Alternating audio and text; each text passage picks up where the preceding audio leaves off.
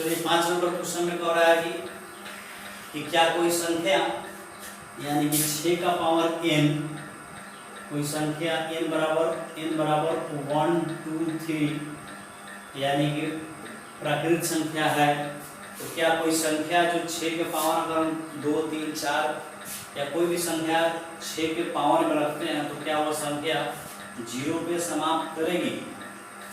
तो इसी को हम लोग बनाएंगे आगे। देखिए यहाँ पे कह रहा है कि 6 का पावर n का अभाज्य गुणनखंड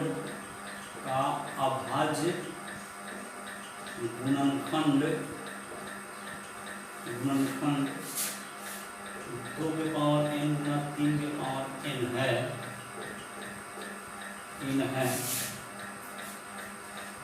n है, ठीक है। यानी कि 6 के पावर n, यानी कि इसका अभाज्य गुणनखंड निकालेंगे 6 संख्या का नंबर 6 का, तो 2 के पावर 2 गुने 3 के पावर में टूटेगा। इसका पावर 2 गुने 3 के पावर में टूटेगा, यानी कि 2 गुने 3 के रूप में होगा। तो अभाज्य गुणनखंड इसका 2 गुने 3 होगा। यानी कि अब परंतु इसमें क्या लिखते हैं कि परंतु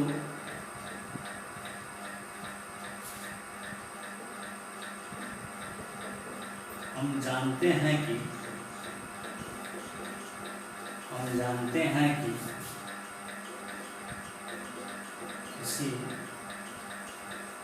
किसी भी संख्या का कोई अंक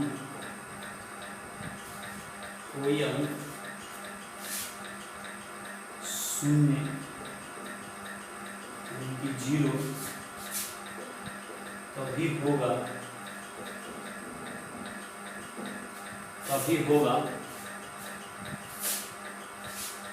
जब इसके अभाज्य गुणनखंड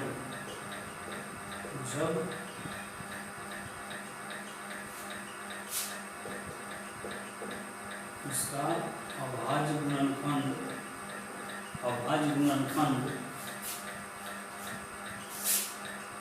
2 गुने 5 के रूप में होगा।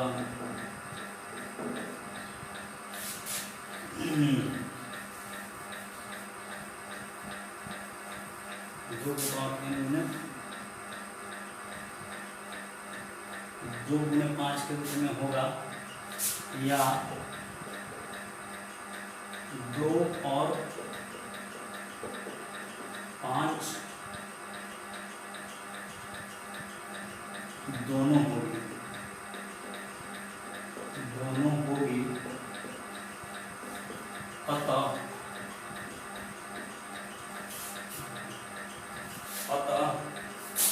6 के पावर n का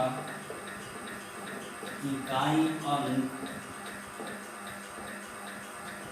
0 नहीं होगा। अंक 0 नहीं होगा। देखिए यहाँ 6 के पावर n का अभाज्य गुणनखंड तोड़ना है, तो कह रहा है कि इसका अभाज्य गुणनखंड 2 गुणे 3 के रूप में, यानी कि 2 के पावर n गुणे 3 के पावर n के रूप में है। लेकिन हम लोग क्या जानते हैं कि जब किसी भी संख्या का इकाई अंक 0 तभी होगा जब वह उसका अभाज्य गुणनखंड जो होगा वह 2 गुने 5 के रूप में हो, तब या उसका अभाज्य गुणनखंड 2 गुने 5 के रूप में हो, तभी क्या होगा कि उसका इकाई अंक जो होगा वह 0 होगा। नहीं तो कोई भी ऐसा संख्या नहीं है इसके अलावा जो कि इकाई अंक पे 0 आ सके।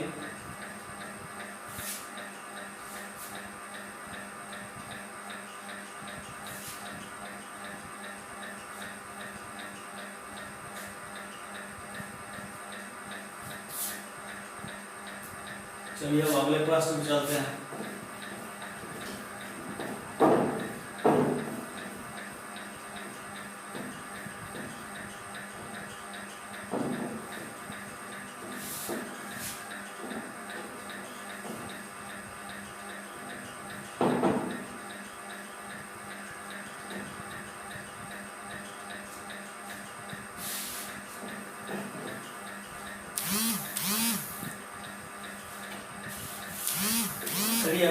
में जाने से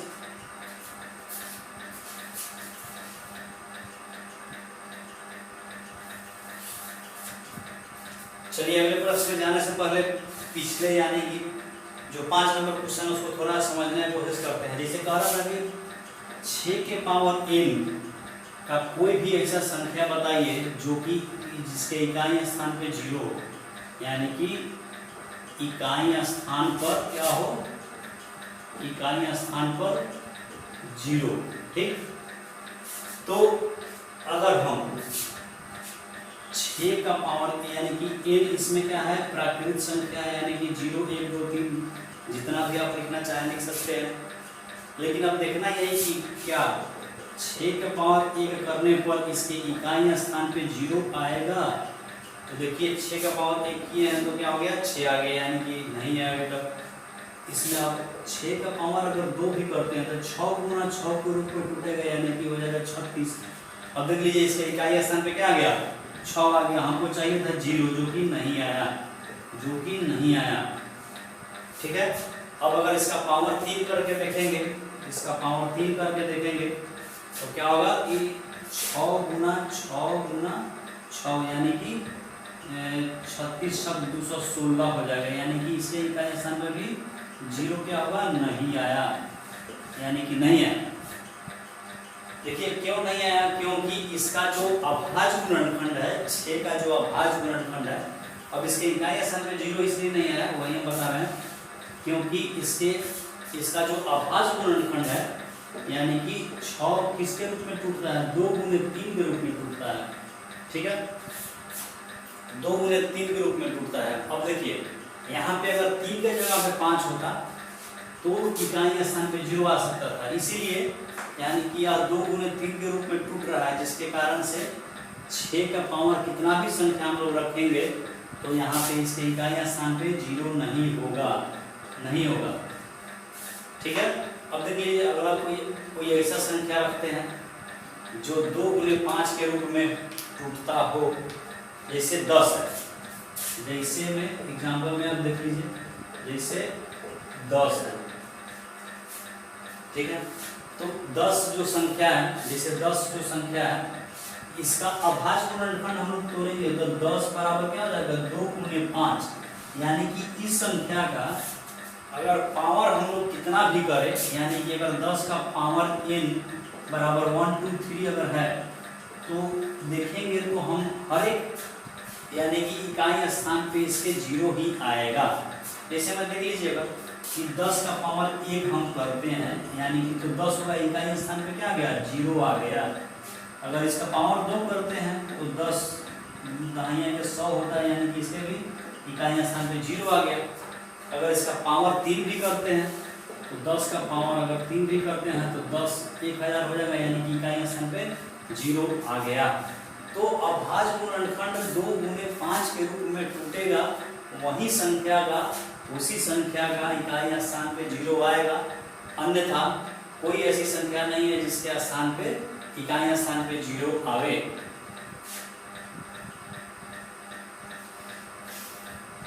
चलिए अब हम आगे चलते हैं अगले प्रश्न में। उम्मीद है कि ये वाला क्वेश्चन समझ में अब आ गया होगा।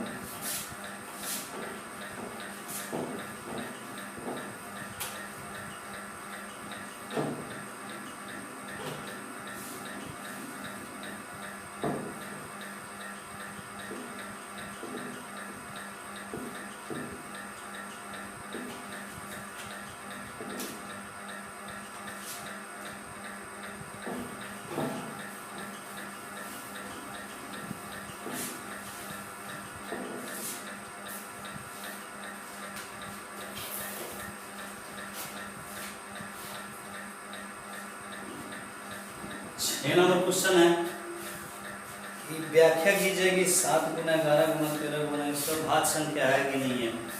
अब देखना है, व्याख्या करना है कि 7 गुना 11 गुना 13 और प्लस 13 यह एक भाज्य संख्या है कि नहीं है, यानी कि इसको भाज्य संख्या के रूप में तोड़ना है इस संख्या को। तो नॉर्मल है, देखिए ये हो जाएगा आपका 7 गुने 11 गुना 1 प्लस 1 कर दीजिए तो 11 कितना हो जाएगा इसमें से 13 कॉमन किए हैं। सबसे पहला चीज इसमें से 13 हम लोग क्या किए हैं, कॉमन किए हैं। 13 कॉमन कर लिए हैं तो 13 यहाँ पे है, इन दोनों को निकाल लिए हैं बाहर, 13 हो गया। तो इसके स्थान पे 1 बच गया और 1 जुटने पर बच गया, यानी कि 13 इंटू 11 सत्तर 77 में 1 जो 1 गुना कीजिएगा तो 77 ही होगा और 1 जोड़िएगा तो हो जाएगा 78, यानी कि 13 गुना 78 बराबर 13 गुना 2 गुना 39 गुना 78 होता है।